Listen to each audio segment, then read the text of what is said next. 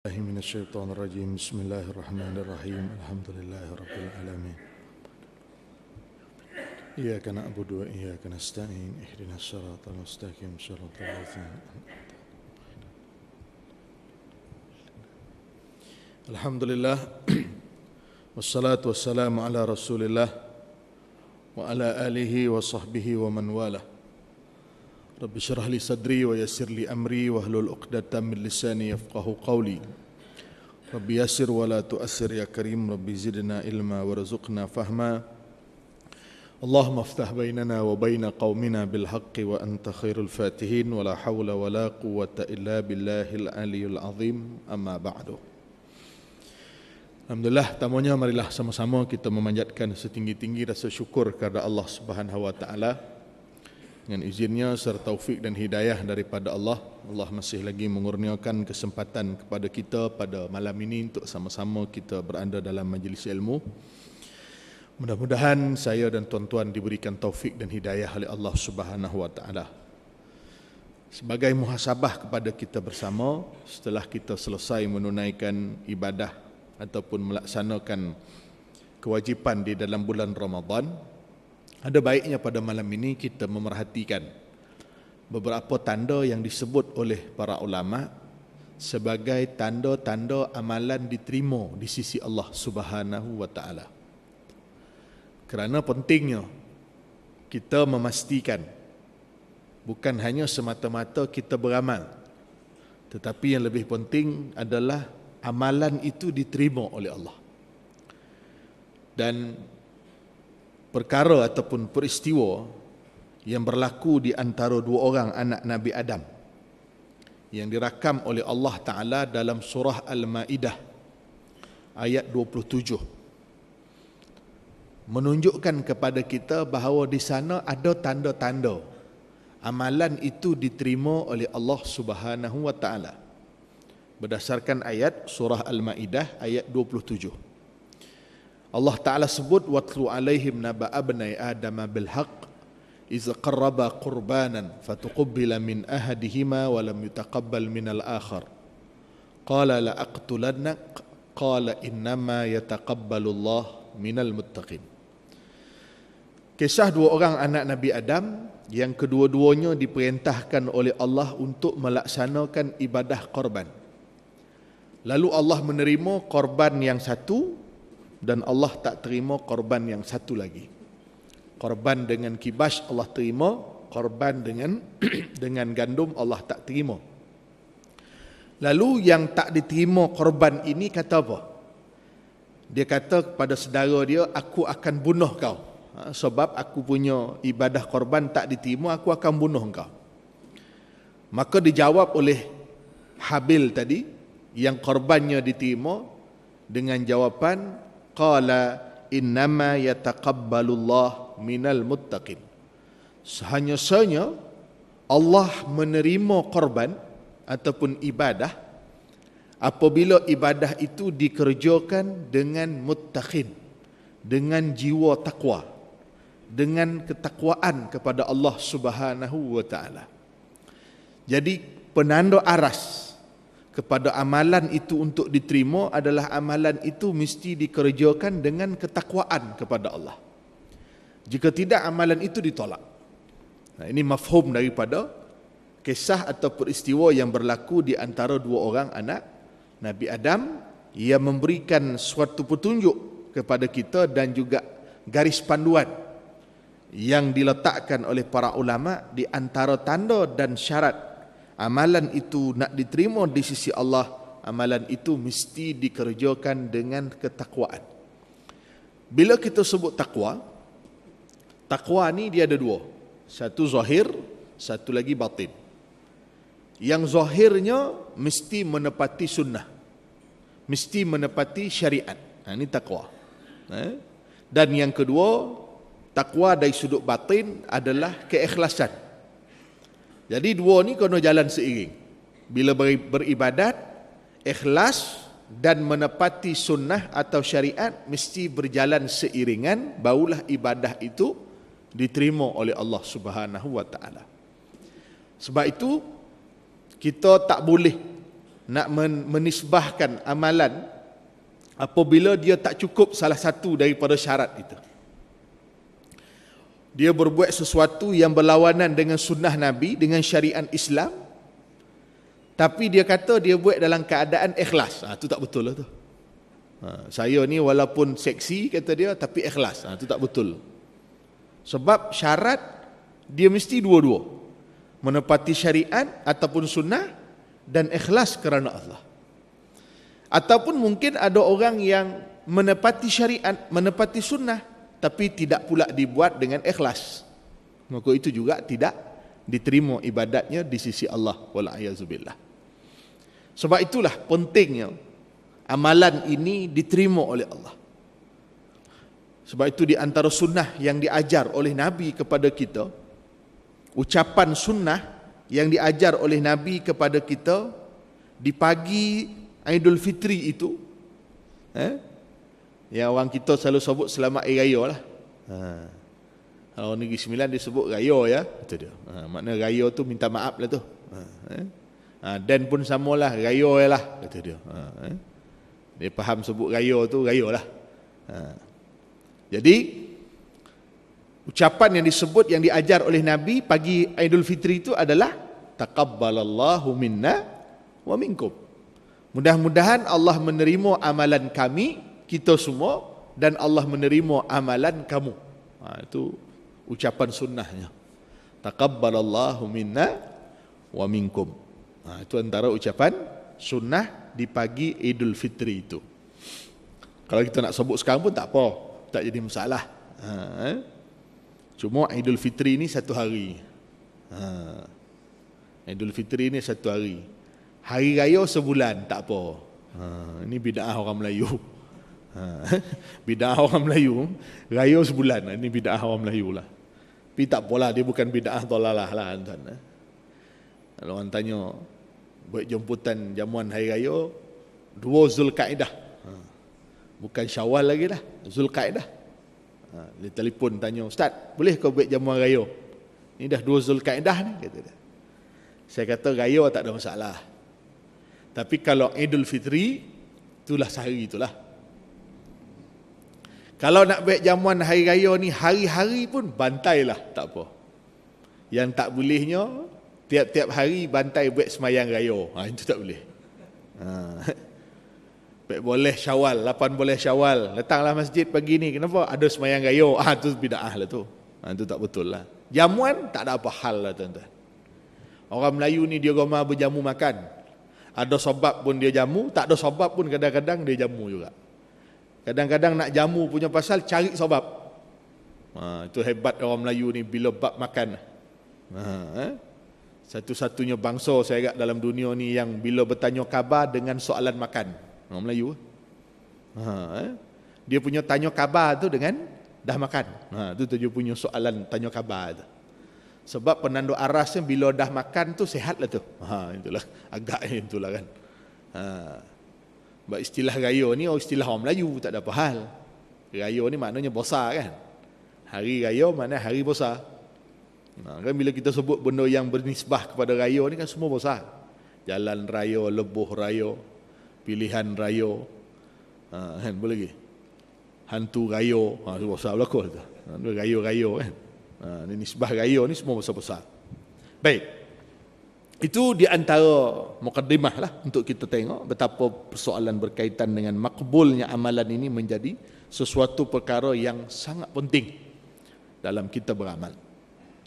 Sebab ketika dalam bulan Ramadan ni, amalan yang kita laksanakan itu lebih banyak lagi lah nak sebutnya berbanding bulan-bulan lain. Bukan bulan lain tak beramal, tapi nak banding bulan Ramadan, banyak lagi lah bulan Ramadan kita beramal. Dengan sembahyang sunatnya, dengan sedekah sunatnya, dengan mendengar bacaan Qurannya, dengan baca Qurannya. Yang paling penting kita nak, yang kita inginkan adalah makbulnya amalan kita itu di sisi Allah Ta'ala. Baik. Disebut ada beberapa tanda yang boleh kita tengok, kita jadikan muhasabah. Kita nak ukur untuk diri kita, kan? Bukan nak ukur untuk orang. Waktu bila kita mengaji ilmu tasawuf, Ilmu tasawuf yang kita mengaji ni untuk guna kita. Bukan untuk konokan orang. Untuk ukur ke orang. Ukur untuk kita. Pertama disebut antara tanda seseorang itu amalannya diterima di sisi Allah. Adamur ruju' ila zambi ba'da ta'ah. Dia tidak kembali melakukan dosa selepas daripada melakukan ketaatan. Maknanya dia tidak kembali melakukan dosa selepas dia melakukan ketaatan. Sama ada dosa-dosa yang bersifat dosa besar, bahkan juga dia menjaga dirinya daripada dosa-dosa kecil. Jadi maknanya dia jaga diri dia, tak diulangi lagi perbuatan dosa setelah dia melakukan sesuatu ketaatan, sesuatu amalan soleh. Orang yang dah semayang, bila dia lepas semayang, dia takkan lepas daripada semayang dia nak buat balik benda maksiat. Orang yang dah puasa selepas daripada dia puasa, dia takkan nak kembali melakukan benda maksiat. Sebab waktu dia puasa, dia dilatih supaya jaga diri daripada benda yang Allah larang. Maka setelah dia selesai berpuasa, dia tak kembali melakukan perkara yang dilarang oleh Allah Subhanahu wa taala. Baik, itu di antara tandanya adalah dia tak kembali melakukan dosa setelah selesai dia melakukan ketaatan kepada Allah. Ini yang pertama, muhasabah kepada kita. Adakah selepas selesai kita menunaikan ibadah puasa di dalam bulan Ramadan, ada tak agak-agaknya benda-benda maksiat atau benda-benda dosa yang kembali dikerjakan setelah selesainya Ramadan? Itu yang pertama. Yang kedua, al-wajlu min adami qubulil amal. Ada satu perasaan dalam diri dia, kebimbangan kalau amalannya tak diterima. Bimbang, ada satu perasaan kebimbangan, ketakutan dalam diri dia kalau amalan itu tidak diterima oleh Allah Subhanahu wa taala. Sebab itu bila kita beribadat, perasaan itu mesti ada. Supaya kita tidak pantas rasa berpuas hati dengan ibadat yang kita kerjakan. Bila kita dah melakukan ibadat sebegitu bersungguh-sungguhnya, dalam hati ni kena tanam satu perasaan, bagaimanalah ibadat aku ni, terima ke tak terima? Dia mesti ada perasaan begitu. Kalau dia rasa kagum dengan amalan dia, wala'iyyazubillah, banyak juga aku semayang bulan puasa hari itu. Dia rasa kagum. Patutnya dia rasa bimbang kalau amalannya ditolak oleh Allah. Boleh iktikaf 10 malam terakhir, alhamdulillah. Boleh khatam Quran 10 kali, kata dia. Tu dia. Bulan Ramadan dia khatam 10 kali. Tanya dia, macam mana buat? Dia kata baca qul huwallah 3 kali, kata dia. Jadi khatamlah 10 kali, kata dia. Tu kata Negeri Sembilan cendeke nama. Jadi yang dikira tu khatam bacaan lah. Jadi bila ada perasaan takut, bimbang, hatinya bimbang kalau ibadatnya tak diterima oleh Allah, perasaan bimbang itu tanda amalannya diterima. Dia tidak lekas berpuas hati dengan ibadat dia, dia tidak ujub dengan ibadat dia tak kagum dengan ibadat dia. Yalah, kalau nak banding tuan-tuan kita ni dengan para salafus soleh dulu punya ibadat, yang kita rasa banyak sangat yang kita buat tu, nak banding dengan para salafus soleh dulu punya ibadat, jauh lebih banyak mereka daripada kita dari sudut kuantiti. Dari sudut kuantitinya. Belum cerita kualiti lagi. Kuantiti ibadat para salafus soleh dulu pun tak mampu kita nak menyainginya. Bayangkan mereka boleh sahaja bertarawih, mencocah sampai kadang-kadang 100 rakaat satu malam. Tarawih, dia tak ada had berapa rakaat kita nak semayang. Tuan-tuan rajin nak buat 8, buatlah 8. Tuan-tuan rajin nak buat 20, buat 20. Habis 20 ni, pergi pula masjid lain pula buat lagi 20. Ni macam di Yaman kan. Di Yaman, Habib Omar, antara amalan orang Yaman ni adalah tarawih dia mula lepas isyak. Masjid ni katalah mula lepas isyak, sampai pukul 10. Yang masjid yang kedua ni pula, dia punya tarawih mula pukul 10 sampai pukul 2 oleh. Yang masjid ni pula, dia punya tarawih mula pukul 2 oleh sampai pukul 2. Yang masjid ni pula pukul 2 sampai kompek. Ini tarawih dia. Jadi ada orang yang ikut tarawih ni daripada pukul 8 sampai pukul 10, 10 2 oleh. Yang satu malam tu 100 rakaat dia sembahyang tarawih. Dia pergi satu masjid ke satu masjid untuk tarawih satu malam tu, mencocah 100 rakaat. Kita ni 8 pun kira dah boleh tahan 8. Betul, 8 boleh tahan. Imam baca pun qul huwallah tu, 8 baca qul huwallah pula tu. Memang copeklah selesai. Copeklah selesai, alhamdulillah lah, kata dia. Copek boleh mori hari ni, kata dia. Ni mori kau je. Semayang 15 minit ya, mori setengah jam, 2 jam mori.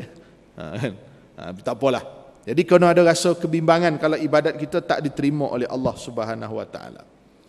Yang ketiga, antara tanda amalan diterima oleh Allah, dia diberikan taufik oleh Allah untuk melakukan amalan soleh selepas daripada satu amalan soleh yang lain. Taufik, petunjuk dari Allah. Lepas dia selesai satu ibadat, Allah beri kepada dia petunjuk untuk dia beribadat yang lain pula. Macam kita selesai semayang wajib, kita diberikan taufik dan hidayah oleh Allah untuk buat pula semayang sunat.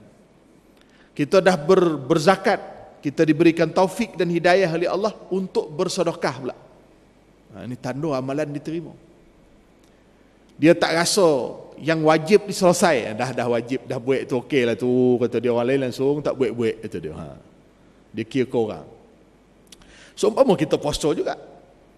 Selesai kita puasa sebulan Ramadan, kita diberikan taufik oleh Allah untuk berpuasa 6 hari daripada bulan Syawal, mudah-mudahan. Nabi sebut kelebihannya kan. Siapa yang berpuasa 6 hari daripada bulan Syawal menuruti sebulan Ramadan, maka dia seumpama berpuasa selama setahun. Ya tuan-tuan, puasa 30 hari, 29 hari Ramadan ni mudahnya sebab keliling kita semuanya puasa kan. 6 hari Syawal ni dia punya cabaran, subhanallah, tabarakallah. Nak kita ni open house Sanun, open house sini jamuan raya, Sanun open house, merato ya. Pergi pejabat open house, kan kat taman open house, kat lorong open house, surau pun open house. Dah surau dah, open ni house lagi tu. Sedangkan surau ni dia tak baik open house pun, memang dia sentiasa open. Ada satu tu imam pagi raya tu, dia bagi ucapan pada ahli qaryah dia. Dia kata, daripada pihak masjid kami mengucapkan selamat hari raya, kata dia. Maaf zahir batin, kata dia. Dan untuk makluman semua ahli qaryah, masjid beroperasi seperti biasa walaupun selesai Ramadan, kata dia. Saya pun peranjat apa hal pula cakap itu. Rupa-rupanya lepas puasa masjid kosong. Jadi dia beritahu awal masjid beroperasi seperti biasa walaupun berakhir Ramadan. Payah juga kan? Semangat keliling. 6 hari daripada bulan Syawal ini, cabaran cukup hebat. Kalau orang dulu-dulu lah tuan-tuan, tak tahulah tuan-tuan mungkin boleh buat kot. Syawal yang kedua tu dah mula puasa dah. Sebab itu orang dulu-dulu dia ada puasa raya 6 kan? Di kampung saya dia buat lagi. Dia buat, orang panggil dia tahlil kubur. Bukan dia bawa makanan makan atas kubur tu. Di surau tu, surau yang ada di kubur tu, dia buat air raya lah. Bukan atas kubur tu pergi bantai makan, jangan. Makanan tak habis, jangan bawa balik, tinggal situ. Nanti orang dalam kubur nak bangun nak makan, itu ngarut. Itu ngarut lah. Maknanya daripada raya yang kedua tu dia dah mula puasa dah. 6 hari turut. Kita ni kan tanya. Kalau orang tanya lah, kawan-kawan kita tanya, dah berapa hari puasa dah? Lama, payah betul nak jawab. Kita pun jawab, ada 6 hari lagi. Berapa hari puasa dah? Ada 6 hari lagi. Dah 25 Syawal lah. Berapa hari dah puasa? Ada 6 hari lagi. 6 hari apa? Lagi 5 hari lagi Syawal. Tak adalah harapan nampak itu dah. Jadi tuan-tuan kan, usahalah. Siapa yang tak mulakan, siapa yang dah mula teruskan. Dah ada modal satu hari tu, sambunglah lagi 5 hari kan. Ada pula yang tanya tuan kan, Ustaz, saya semalam puasa separuh hari, kata dia. Hari ni pun separuh hari, tak kira sehari ke, kata dia. Macam belajar puasa budak-budak pula. Budak-budak belajar puasa ya, macam tu tuan-tuan. Dia nak dapat duit raya. Kan? Jadi kita usahakan menuruti satu ibadat dengan ibadat yang lain. Selesai kita berzakat, kita bersedekah. Ini tanda kita amalan kita diterima, diberi taufik oleh Allah untuk melakukan amalan soleh selepas daripada selesai melakukan sesuatu amalan soleh. Kemudian yang kelima, yang keempat. Antara tanda ibadat diterima, dia mengasihi ketaatan dan orang-orang yang taat atau orang yang soleh. Dan dia membenci maksiat dan membenci ahli maksiat. Subhanallah. Ini sebahagian daripada tanda seseorang itu amalannya diterima. Dia mengasihi perkara ketaatan dan orang-orang yang taat, membenci perkara maksiat dan membenci orang-orang yang melakukan maksiat. Ini tanda. Kena ada perasaan kasih kepada orang-orang yang melakukan ketaatan. Tengok orang baik-baik, tengok orang pergi surau, tengok orang pergi masjid, tengok orang melakukan perkara-perkara yang baik. Kita rasa kasih pada orang yang melakukan kebaikan itu. Tak ada satu perasaan ghillah, tak ada satu kecemburuan, tak ada satu kehasadan, tak ada kedengkian kita pada orang yang baik-baik. Ini kadang-kadang pelik, orang baik-baik ni kita macam-macam sangka. Orang pergi surau macam-macam sangkaan kita. Surau lebih tu kata dia. Tapi penipu boleh tahan. Tengok kita punya sangkaan dengan orang yang buat ketaatan kan. Tapi dengan perkara maksiat bukan main lagi, dia punya sangka baik. Tu pelik tu. Dia tu walaupun mendedahkan aurat kata dia, tapi dia tu ada benda baik yang lain kata dia. Jangan tengok yang buruk dia. Kata dia, macam tu pula. Polik sungguh kita ni. Bila sebut benda maksiat ni, perasaan kita mesti benci pada benda maksiat. Benci pada perbuatan maksiat itu. Mesti ada perasaan tu. Dan ini tanda orang ada iman. Kerana Nabi kata apa? Membenci dengan maksiat, membenci maksiat dengan hati adalah serendah-rendah iman. Tak dapat nak cogah tuan-tuan, nak cogah tak dapat. Pasal nak cogah tak dapat, dia dah confirm datang, dia dah lulus. Macam mana? Contohlah, kat mana entah Selangor ke mana, itulah. Paling tidak benci. Benci. Ada perasaan benci tu. Benci pada perbuatan maksiat. Bila ada perasaan benci pada perbuatan maksiat itu tanda orang ada iman. Jangan kata tak kisah, biarlah ustaz, kata dia bukan nyanyi depan ustaz pun, kata dia. Pula dah. Dia bukan joget depan ustaz pun, kata dia. Bukan isunya dia buat depan kita, tapi ini sensitiviti kita terhadap perkara maksiat. Mak Nabi kata, serendah-rendah iman benci dengan hati dengan perbuatan maksiat. Boleh tidak benci? Tak lebih apa, benci lah. Baik. Ni benci ni kena benci betul lah tuan-tuan. Janganlah benci tu nyoling-nyoling pula. Benci nyoling-nyoling je. Ni jauh ni tengok kan. Dia benci pada perbuatan maksiat. Ini di antara tanda ni, penting ni. Jadi bila kita buat amalan soleh ni, ibadat-ibadat yang kita kerja itu menjadikan kita ni suka, kasih kepada ketaatan, benci kepada maksiat. Ni tanda dia. Sebulan Ramadan ni latihan yang kita diajar kan. Bagaimana sensitifnya orang kita bila melihat sesuatu perkara-perkara yang tak baik, perkara-perkara yang negatif dalam bulan Ramadan kan. Apatah lagi berakhir Ramadan. Begitulah juga kita perlu rasa perasaan itu. Yang kelima, antara tanda amalan diterima juga dikata at-taisir ta'ah wal ib'ad anil maksiyah. Dia dipermudahkan untuk perkara ketaatan dan dijauhkan pada perkara maksiat. Maksudnya di antara tanda ibadat kita ni diterima di sisi Allah, benda baik ni kalau nak buat mudah, ya senang, ya lancar je. Ada je masa, ada je waktu, ada je kesempatan. Sebab dia sendiri yang beri kesempatan. Tapi benda maksiat ni dia jauh, susah nak buat. Ini berdasarkan firman Allah di dalam suratul Lail ayat 4 hingga ayat 10. Surah Al-Lail ayat 4 hingga ayat 10. Allah sebut apa? Fa amma man a'ta wattaqa. Adapun orang-orang yang memberi sedekah dan orang yang bertakwa, wa saddaqa bil husna, dan dia membenarkan dengan kebaikan. Allah kata apa? Fasanuyassiruhu lil yusra. Dia dipermudahkan untuk perkara-perkara yang baik, yang mudahlah, yang baik. Kemudian Allah sebut apa? Wa amma man bakhila wastaghna. Orang yang bakhil, orang yang melakukan kemaksiatan, kau bakhil lah. Bakhil. Wa kazzaba bil husna. Allah sebut apa? Fasanuyassiruhu lil usra. Kesulitan. Dia akan kesulitan. Maknanya orang yang tanda amalannya diterima, dia mudah melakukan ketaatan dan jauh daripada melakukan maksiat. Mudah-mudahan. InsyaAllah kita nilai diri kita ni tuan-tuan. Selesai kita Ramadan ni, makin mudah baik-baik ke, makin lancar melakukan benda yang, maknanya makin lancar untuk perkara-perkara yang dilarang oleh Allah. Paling mudah kita gini tuan-tuan. Baik saya, baik tuan-tuan semualah. Saya lah himayah ni.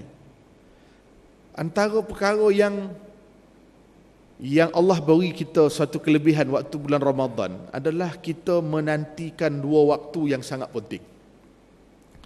Waktu kita puasa ni biasanya kita nanti dua waktu penting. Apa dua waktu penting tu? Pertama waktu subuh, dan yang kedua waktu maghrib. Dan dua waktu ini adalah dua waktu yang doa kita dimakbulkan oleh Allah. Yang disebut oleh Imam Ghazali sebagai dua waktu yang kebanyakan manusia lalai. Nak masuk maghrib biasanya kita lalai. Nak masuk subuh biasanya lalai dengan tidur. Tapi Ramadan, cuba kita tengok Ramadan. Kita boleh bagi waktu, bagi masa, lapangkan masa untuk nanti dua waktu ni. Nak maghrib, boleh kita bagi waktu. Pukul 7 kita dah standby dah untuk berbuka puasa. Buka pukul 7.20, pukul 7 kita dah standby dah. Kita boleh bagi masa. Macam mana pun jam lah, pukul 7 dah ada rumah dah. Menanti waktu berbuka puasa. Kalau yang buka puasa di surau, pukul 7 tu dah ada di surau dah. Maksudnya kita boleh bagi waktu. Cuba dah habis puasa ni, cuba tengok. Menjelang waktu maghrib tu mana kita duduk? Kalau saya on the way lah, atas kereta lah lagi. Kadang-kadang kita tak boleh nak lapang waktu untuk menanti maghrib tu dalam keadaan kita bersedia untuk menunaikan solat maghrib. Kalau orang perempuan pukul 7, dia dah standby depan TV pula dah. Ni satu budaya lah gitu. Tengok cerita apa nama tu? Apa nama drama tu? Akasia ke apa? Itulah. Yang terbaru ni, apa nama entah? Kapten Muhris, itulah lebih kurang. Itulah. Pukul 7. Istiqamah ada menanti depan TV tu. Pukul 7 sampai pukul 8. Suami pergi masjid pun dia tak perasan. Suami dah balik maghrib masjid pun dia tak perasan. Dah balik bang? Bila balik? Bukan kata aku balik, aku poi pun kau tak perasan. Allahuakbar. Ini bahaya, jangan bagi tengok orang perempuan tengok drama pukul 7 ni. Nanti dia demand macam-macam kat suami. Abang ni kenapa tak romantik macam dalam drama tu? Tu yang susah tu. Drama ni boleh romantik pasal dia ikut skrip. Kita lelaki ni nak beromantik, lagi pula umur dah 40, 50, 60, lagi payah nak romantik. Makin tua ni sebenarnya makin sikit perkataan. Tak? Makin banyak umur orang lelaki ni, dia punya perkataan dia makin sikit. Sebab itu panggilan untuk isterinya makin lama makin pendek bila dah makin tua ni. Sampai bertahap kata Datuk Ismail Kamus, dia tak panggil nama dah, dia dehem je. Macam tu lah. Allah alam lah. Saya tak tua lagi, saya tak tahu. Mula elok dulu darling lah, elok dulu sayang lah. Dah kurang dah sikit, ayang tinggal. Ling tinggal. Lepas anak, dia dah tukar pula jadi Oma kata. Oma kata. Oh Oma kata. Kalau panggil anak, panggil Oma, Oma lah Oma Oma pun jawab, yo Abah kata. Abah dah bercucu panggil Wan. Oh Wan laki panggil dia Wan. Salah tu. Laki panggil nenek oh nenek kata. Nenek dah makin lagi berumur, oi ya pula. Oi. Oi. Oi dia panggil. Apa panggil oi ya Wan? Panggil elok-elok. Dia pokak. Walaupun pokak takkan panggil oi. Dia oi dia panggil kan. Makin lama makin pendek. Baik. Itu di antara tandanya. Dan yang terakhir, tanda ibadat kita diterima adalah kasratul istighfar wa doa. Dia makin banyak beristighfar dan makin banyak berdoa. Ini tanda amalan kita terima. Sebab apa makin banyak istighfar? Sebab kita rasa makin banyak salah dengan Allah Ta'ala. Walaupun kita beribadat, tapi kita rasa salah. Kita rasa Allah tu agung, sehingga kita sentiasa memohon ampun kepada Allah Subhanahu Wa Ta'ala. Kerana beristighfar ni tuan-tuan, bukan sebab dosa semata-mata. Yang kita faham istighfar ni untuk dosa saja. Saya tak ada dosa, Ustaz, nak istighfar apa? Tak. Nabi beristighfar 1 hari lebih daripada 100 kali dalam keadaan Nabi ni maksum. Istighfar Nabi kerana mentakzimkan Allah, kerana mahabbah, kerana kasih.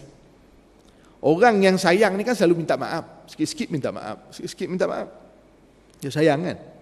Orang tengah bercinta lah, sikit-sikit minta maaf. Oh I'm sorry, oh sorry gitu dia. Dia tengah sayang, menyang minta maaf ya kojo. Kalau tengah bergaduh, bila minta maaf Kalau dah tak sayang, kalau dah kurang sayang tu, dia punya minta maaf bila? Setahun sekali je. Tunggu raya.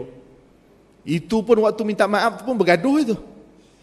Minta maaf bang ada banyak dosa dengan abang ni selama setahun ni. Soda pun kau salah, kata lelaki dia. Memang kau banyak dosa kata. Orang rumah pun jawab, abang ingat saya kau berdosa, abang tak berdosa, abang pun sama je kata. La ilaha illallah, minta maaf pun bergaduh juga. Ini based on the true story ni. Kalau bergaduh tak? Time minta maaf dia gaduh tu. Subhanallah. Orang kalau mengadap raja kan. Bila kita mengadap raja ni, perkataan yang selalu diulang adalah minta ampun. Saya tak tahulah, saya tak pernah jumpa, saya tak pernah mengadap raja ni. Tapi saya tengok cerita Piramli itu macam itulah. Kan, cerita Piramli itu kan, tuan-tuan kan? Ampun tuanku, beribu-ribu ampun kata. Beribu ampun Sembah patik harap diampun. Dah mak oi banyak betul. Ampun. Beribu ampun. Harap diampun kata. Nak bercakap lah. Ampun tuanku. Izinkan patik memberi cadangan. Ampun tuanku. Mak oi banyak betul ampun. Apa pasal banyak sangat ampun? Sebab yang di depan tu raja. Yang agung. Sebab tu selalu minta ampun. Kita merasakan keagungan Allah, kita pun kena selalu minta ampun. Kita tak pernah jumpa raja mana kita tahu kan. Kita pun nak ikutlah macam Piramli yang cerita, ampun tuanku beribu-ribu ampun, tuanku patik ampunkan kata. Dah tuanku pula kena ampun kat dia pula dah. Tak biasa. Itu bahaya tu. Jadi sentiasanya Nabi mudawamah al-istighfar, kasratul istighfar wa doa, dan berbanyakkan doa. Ini tanda amalan kita dimakbulkan oleh Allah Subhanahu wa taala. Jadi tuan-tuan, mudah-mudahan insya-Allah lah kita ambillah penilaian pada diri kita sendiri. Allah alam, kita yang tahu diri kita bukannya kita nak nilai untuk orang ni, kita nilai untuk diri kita. Agak lepas Ramadan ni macam mana? Selesai kita melakukan ibadah Ramadan, bagaimana keadaan diri kita? Dan di antara amalan yang kita kena mudawamah, berterusan untuk kita kerjakan, salah satunya adalah solat secara berjamaah. Yang mana solat berjamaah ni adalah satu sunnah yang Nabi mudawamah, Nabi bersentiasa Nabi berterusan melakukan, walaupun dalam keadaan Nabi sedang sakit. Sehingga kan Nabi dipapah. Bahkan Nabi sebut dalam satu hadis himmah, hadis cita-cita. Kata Nabi, kalaulah ada orang yang boleh ganti aku jadi imam, nescaya aku nak pergi bakar rumah orang yang tak pergi sembahyang berjamaah. Nak katakan pentingnya solat jamaah ni. Kalau Nabi betul-betul pergi bakar, tuan-tuan, sunat hukumnya bakar rumah orang tak bisa berjamaah. Tu dia. Tapi Nabi tak bakar lah. Kalau Nabi bakar, tu imam syok lah pergi bakar rumah orang tak boleh. Sekali tu imam pula tak datang, orang pula bakar rumah tu imam ni. Itu hal pula lah. Dia tak selesai masalah lah tu. Jadi nak sebut penting solat berjemaah. Dan ada satu hadis Nabi sebut, solat berjemaah ini lebih afdal daripada solat bersendirian sebanyak 27 darjat. Imam Hafiz Ibn Hajar Al-Asqalani dalam mensyarahkan Sahih Bukhari dalam kitab Fathul Bari. Kitab Fathul Bari ni syarah pada Sahih Bukhari. Bukan nama orang tu. Fathul Bari ni adalah nama kitab. Betulan nama orang tu pula, itulah nama tak apalah. Jadi dia menghimpunkan ataupun dia menghimpunkan daripada 27 darjat yang disebut oleh Nabi itu ada 27 hadis yang menyatakan kelebihan solat jemaah yang tak ada pada solat bersendirian. Ada 27 perkara yang ada pada solat jemaah, tak ada pada solat bersendirian. Disyarahkan oleh Hafiz Ibn Hajar Al-Asqalani. Dan perkara ni saya muatkan dalam poster yang saya nak bagi pada tuan-tuan hari ni lah. Ada 27 perkara. Cuma syarah dia, tuan-tuan kena buka saya punya page. Syarah dia dalam page. Sebab kalau masuk syarah sekali tak muat poster ni.